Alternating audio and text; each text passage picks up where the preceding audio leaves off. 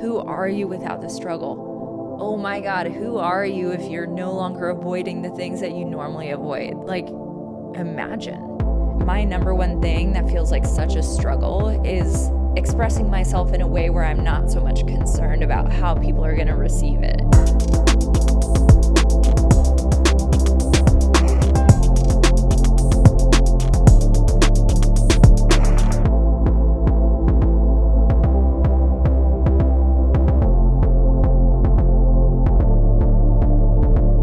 Who are you without the struggle?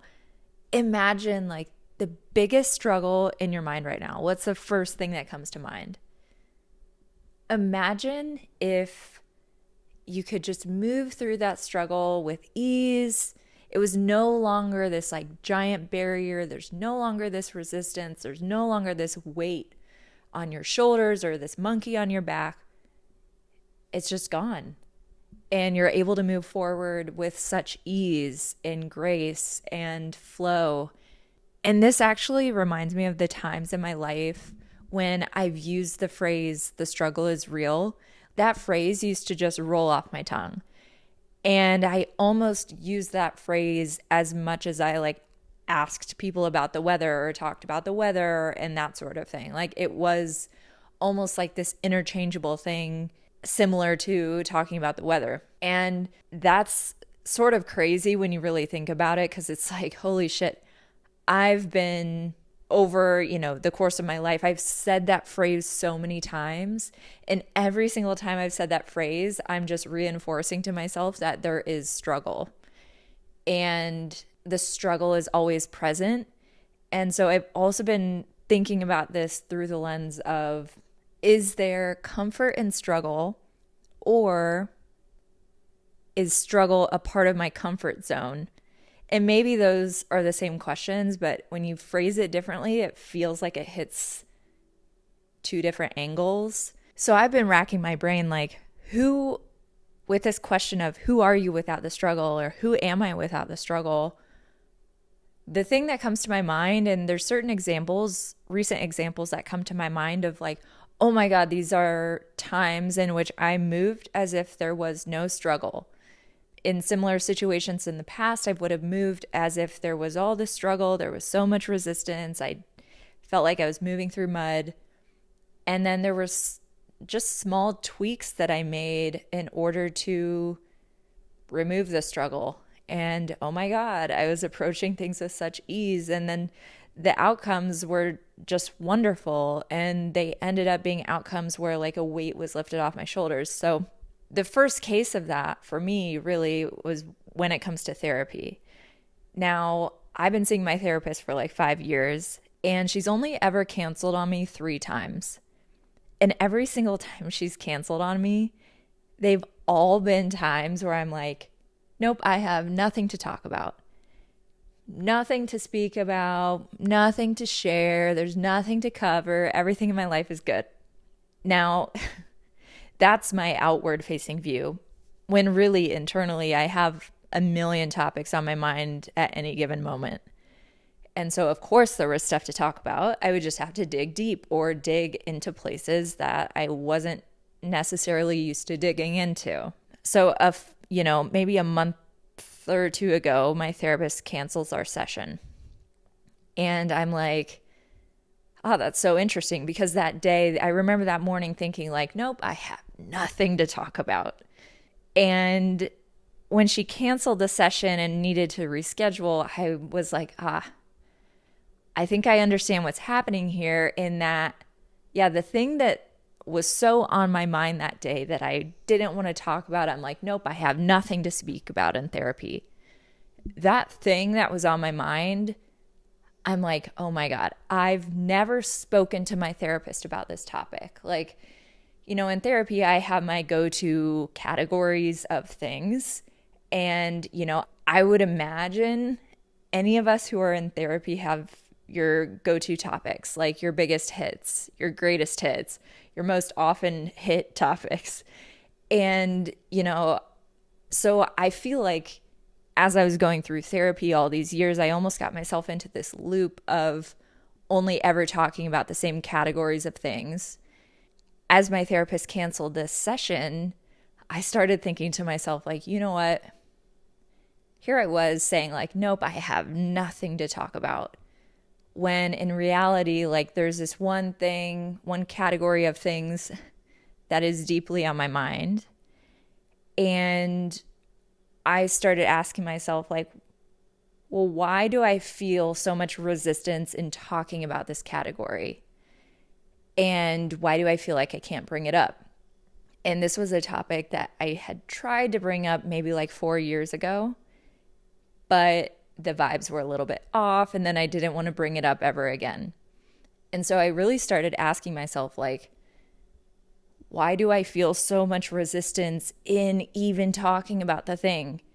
And, I think a lot of it was this fear around, like, okay, well, I brought it up once and the vibes weren't great. The vibes just weren't all that great. They didn't feel all that supportive. And so I was like, you know what? I'm not going to bring it up again. So here I am, like, having all these realizations, being like, okay, the next time I see my therapist, I'm no longer going to be in this struggle of not being able to speak about the things that I want to speak about or the things that are important to me. And so my whole goal in this next session was like, okay, I'm going to speak about the topic that I never talk about. So I had decided that for myself. And then I get an email from my therapist. And she's like, hey, do you mind if an intern sits in on our session? And I'm like, sorry, what? Excuse me? Of the 5 years that I worked with her, I never knew she had interns. I'm like, since when do you have interns? In my head, I'm saying that. But I also clocked the fact that, like, of course, like, God, the universe works in such crazy ways because, like, of course, in this session that I'm going into being like, yes, I'm going to talk about this topic that I've never spoken about, or I've talked about once but never brought it up again. Of course, that's the session where my therapist is like, hey, do you care if the intern sits in? So I was like, okay, I see what's happening here. What I need to do and what felt right to me was like, yes, sure, let's have the intern come into the session. And still in my gut, I was just feeling like, yeah, I still need to share my truth. And I still need to approach it from a standpoint of, like, I'm not buying into the struggle of this. I'm not, sitting in this resistance anymore. I'm just getting myself to put one foot in front of the other and walk forward. And so going into this session, I like walk into the therapy room and I like sit on the couch and I'm like just meeting the intern. I'm like seeing my therapist. Like, it's always great to see her. And I'm like, the vibes were a little bit weird because what didn't necessarily register for me until I was sitting on that couch looking at the intern and then looking at my therapist, and there's like an interesting triangle happening in the room, is that my therapist is training the intern using my story to do it, which was like fine in theory, but then sitting there I was like, oh, this feels a little bit weird. And I think it took about like 5 minutes for us to all like settle in. You could tell that everyone felt like a little bit just like, this is a new thing and we're all trying to get used to each other in this environment where you're supposed to open up. And so in the first 5 minutes, I was like defaulting to my greatest hits. I'm like, what are the categories that I know I talk about all the time? Because those are in my comfort zone. And, I took a second, it got to a point where I was like, okay, I can't go for an hour with this like weird vibe. And so I took a second and like took a deep breath and energetically just felt like I put my feet firmly on the ground. And I was like, okay. I think I said out loud, I was like, I want to talk about the thing I never talk about. And then I started telling this story. And, I going into the session, I had thought a lot about, how I wanted to tell this story and the way I wanted to present all the information and how I wanted to share my feelings on the topic. I was thinking about all of it.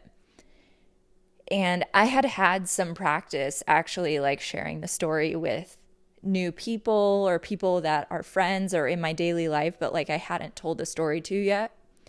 So interestingly, like in the week leading up to that session, I had happened to have those opportunities.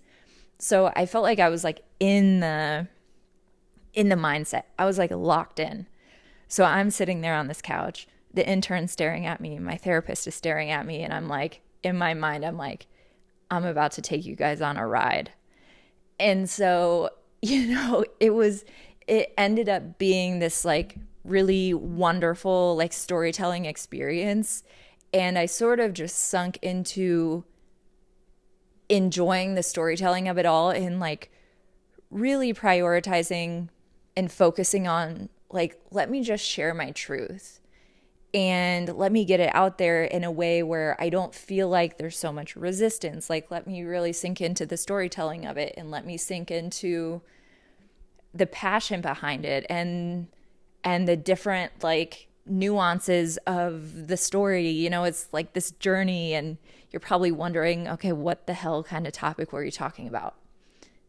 If you stick around long enough, I am sure you will find out. Not in this episode, but like, baby steps here. I just recently spoke to my therapist about this. So it would be quite a jump to go fully public about it, but in due time. So I felt so like grounded in my body, and I'm like, hell yeah, I've got this. Now, there was a point in which my therapist sort of like gave an opinion or had a response that felt a little bit judgmental, or felt like it could go down the path of being judgmental. But I think in the past, the first time I brought this topic up in therapy ever, I think she had sort of a similar response. And that's when I like immediately like shut off. I'm like, we're not talking about this. Let's switch topics.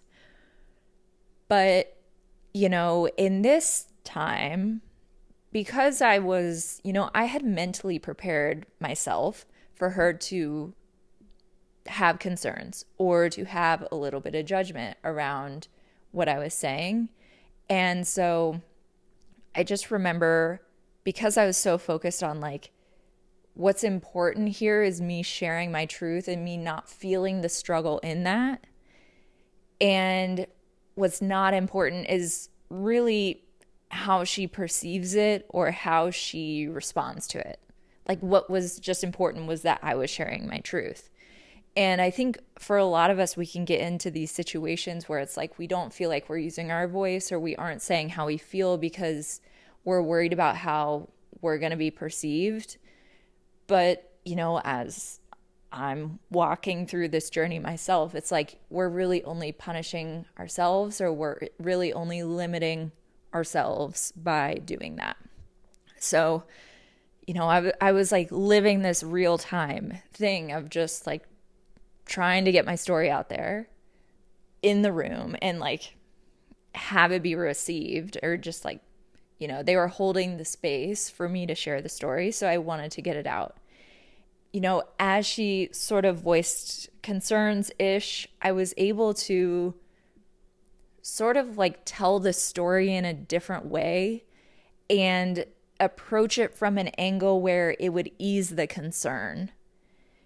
And, by that I mean, I'm like, okay, let me add these other pieces of context to give more color so that you have a fuller picture, so that, the additional context could ease the concerns. And so that's really like, I was doing all this like real time processing. Like, I was so locked in. I was like, let's go.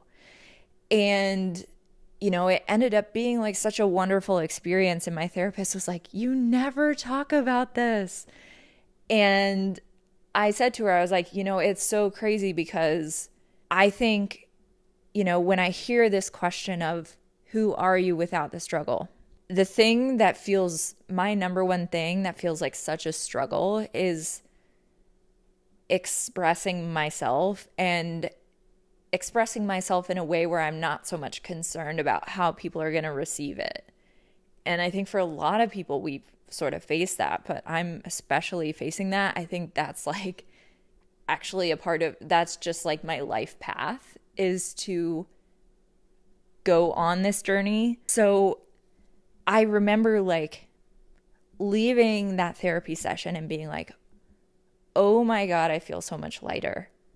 Oh my God, this is crazy. Like I could have like skipped out of the place. I remember thinking to myself like, holy shit. Like imagine if I just like went around doing everything that I normally avoid. Like if I could, like, just imagine if you went around and just did everything that you normally avoid, the things that you know you should be doing, or like maybe a part of you feels called to do, but like you're just avoiding it. And, as I was feeling just like so much lighter, I was like, I think I could do anything. Like, I think I could just do anything in this world. And what I was also noticing was like, God, that was such a micro moment of me choosing a different approach. Whereas like before, I had felt so much struggle around expressing myself, and particularly in this category. And, wow, like now I'm feeling like so much ease and lightness, and I feel seen and heard and understood. And, it was just like it was this micro moment of self-expression about something that's super important to me. And yeah, I was like, oh my God, I could do anything.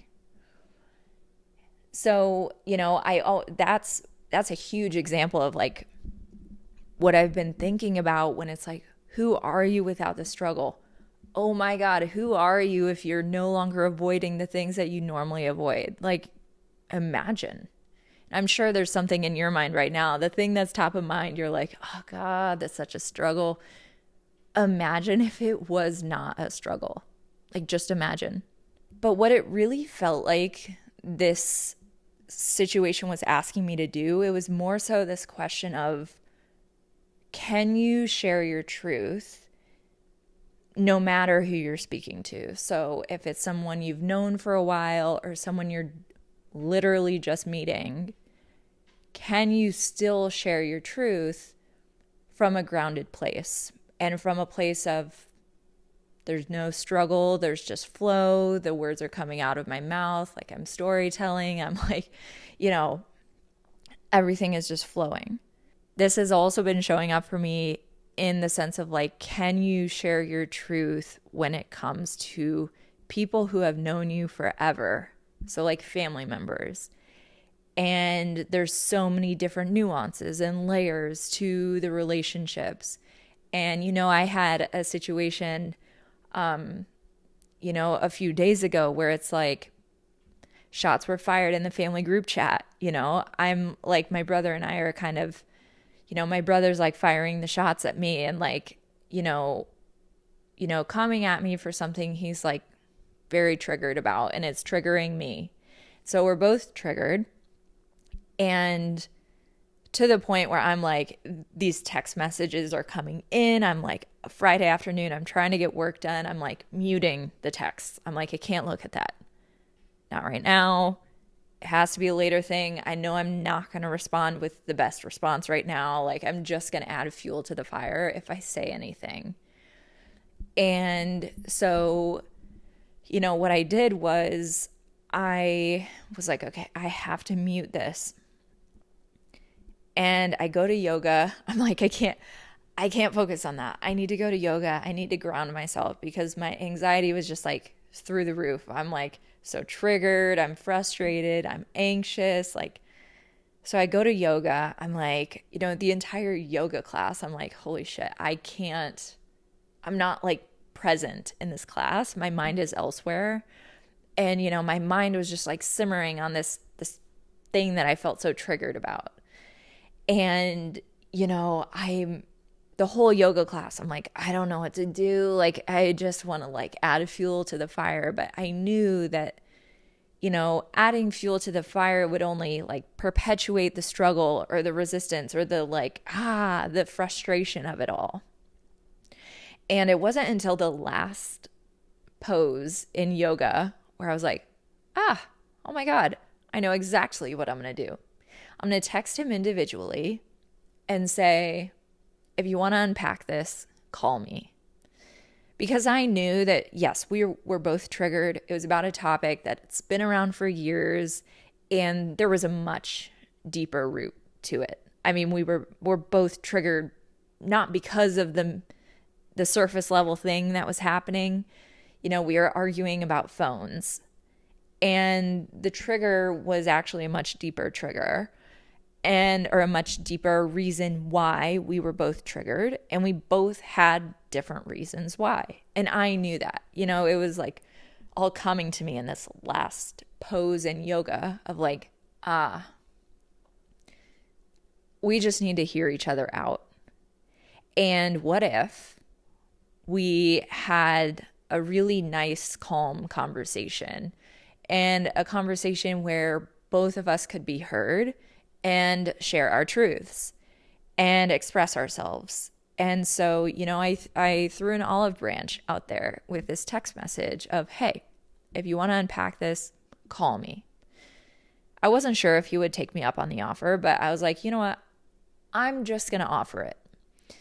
So he ended up calling, and we had just this wonderful conversation. I made sure in my initial text, I made sure that I wasn't coming with like any sort of ill intent. I was coming from a peaceful place, a place of wanting to be understood and wanting to understand him. And, we ended up having such a wonderful conversation of just like both of us being able to voice our opinions and our perspectives. And I think through that, we were both able to leave just feeling understood. And, I think what's so beautiful about that is like, okay, now we've gone through the waves of feeling triggered, but like now we can move on from a place of peace. When I think about the different examples I've had in my life of like how to have hard conversations, especially within family, I think a really prominent example that I've seen consistently throughout my life is with the Kardashians. And I know that probably sounds crazy, but like, I mean, I've been watching their show, Keeping Up with the Kardashians, and then the Kardashians on Hulu. Like, I've been watching them for the majority of my life. I probably started watching them when I was a teenager. And so through all of those years, I mean, they've showcased so many difficult family conversations and hard conversations that they've had as siblings.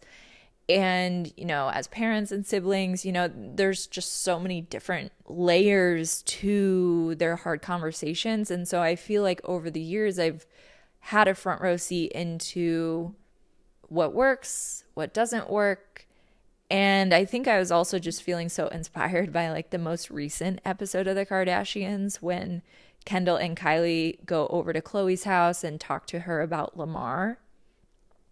And I just love how they were all just trying to understand each other, and no one was right or wrong. It was just like, this is the truth.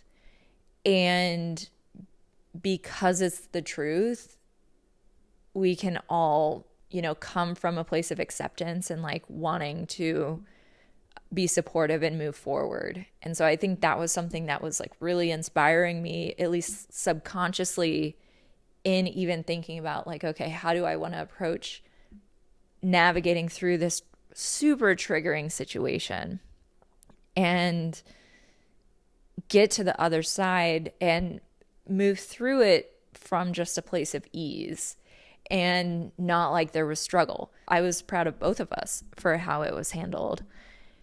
And so, yeah, when we go back to this whole question of like, who are you without the struggle? this may be different for you, but like for me, when I ask myself, who am I without the struggle? It all has to do with, you know, who am I if I could just express myself freely? Or who am I if I can voice my needs? Or who am I if I can express myself from a true place?